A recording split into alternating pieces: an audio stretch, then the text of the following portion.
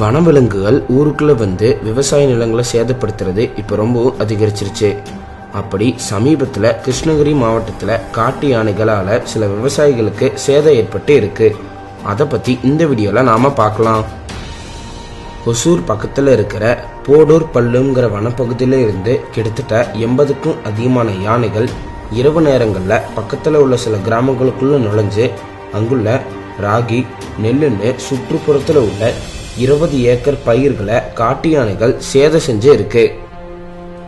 அப்புறம் காட்டு யானைகளால பல லட்சம் மதிப்புள்ள பொருட்கள் பாதிக்கப்பட்டு இருக்கு. இன்னும் சொல்ல போனா நாங்க பிச்சை தான் எடுக்கணும்னு விவசாயிகள் மிகவும் வருத்தத்தோட சொல்லி இருக்காங்க. இந்த விவசாயிகளுக்கு மட்டும்தான் பிரச்சனைகள் பல விதமா வருது. பாவம் அவங்க.